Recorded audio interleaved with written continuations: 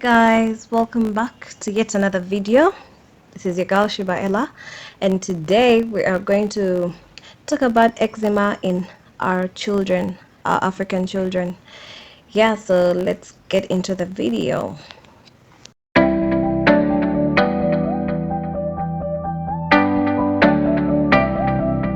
Okay, so I got a few questions last week, but I've not been able to come here and do the videos on how to make those oils, and I thought by sharing this first will make things easier and better. Yeah, so I'm going to talk about a few things. Some I guess we already know, and some will be reminders and maybe helpful to those that don't know yet before we get to make those creams. Yeah, so with eczema in children, it's tricky. It can get tricky. A child could be having a heat rash and you confuse it for eczema, or they could be having eczema and you confuse it for heat rash. And with eczema, there are a few things, or there's some things you should avoid.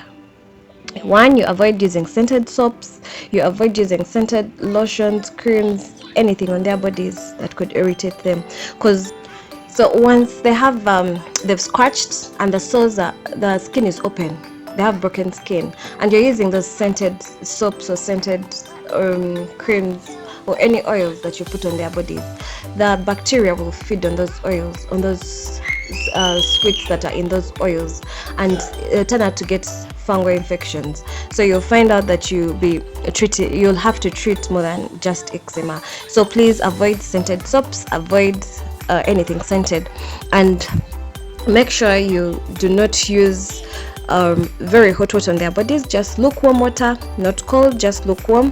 And you can, for those that have severe eczema, you can just get oatmeal, put it maybe buy a wig cap or a soak, body soak, these body stockings, put the oats inside the soak and put it in the water so that the oats do not go directly into the bathtub, whatever you're using, a basin or anything.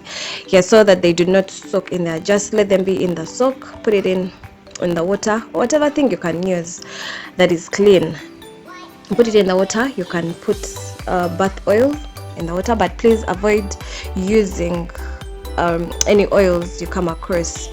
For babies, it's strictly sweet almond oil, sesame oil, jojoba oil, or coconut oil.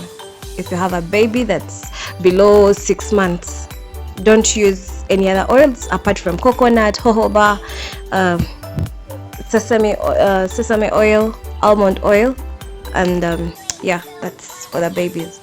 You can put that in their water, give them a bath. Don't scrub their bodies, just wash, be gentle on their skins, because now they're already scratching, they have wounds, they don't need you scrubbing. Then you'll just pat dry. Use a towel, a clean towel, to pat dry. Don't completely dry the skin, because we do not want it to get dry. And immediately moisturize.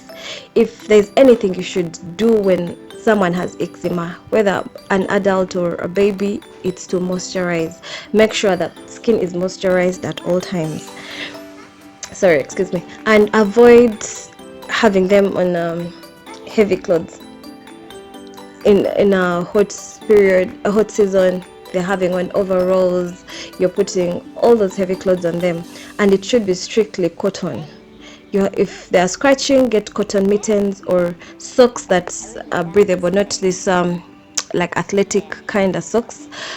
Get socks that are breathable and they do not irritate the skin. They don't have that material that irritates the skin. Have them put on the socks on their hands, and let them have short nails at all times so that they don't rip their skins off.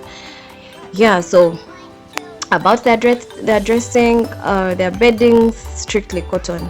Don't use any other material that is going to affect their skins, and avoid giving them allergens before they go to bed. Okay, that's for the toddlers or the grown-up kids, but for the little ones, it's definitely milk. Yeah, for the tea tree oil, it's good on eczema, but it's best for children that are above 6 months. So don't use tea tree oil on a newborn baby.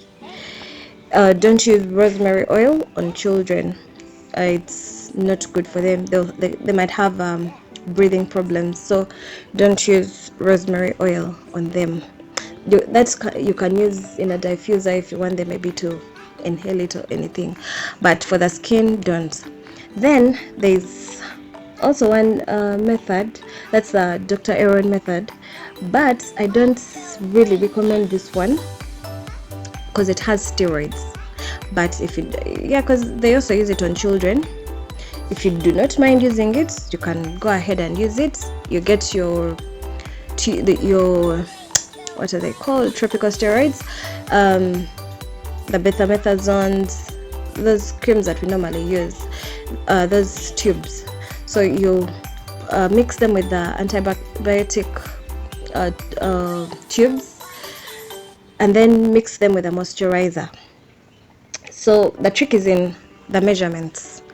You to know how many steroids and antibacterials that you're going to add to your moisturizer.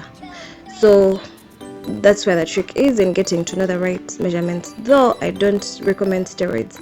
If you use them for a long time, then they could get dangerous for you. So I would recommend you stick to using organic stuff. Yes, so there's a lady I had told you guys about who has eczema creams. I vouch for her eczema creams for babies. I trust her, and I believe her creams would be safe for your babies to use. So I'm going to put her number down below so that you can get in touch and get your creams for your babies. She has eczema soap as well, plus coconut oil, so you can get those from her. We all know eczema is all about your diet, so don't forget to give your children more of plants, more greens, breads, purples, fruits. Yeah, so work on their diet, less of protein and more of fruits and vegetables. And I wish you all the best in this journey. I hope your babies heal and get better, and I hope this gets to help you. Afternoon, a good evening wherever you are watching from, and don't forget to subscribe, don't forget to like and share, comment. Bye bye, love you.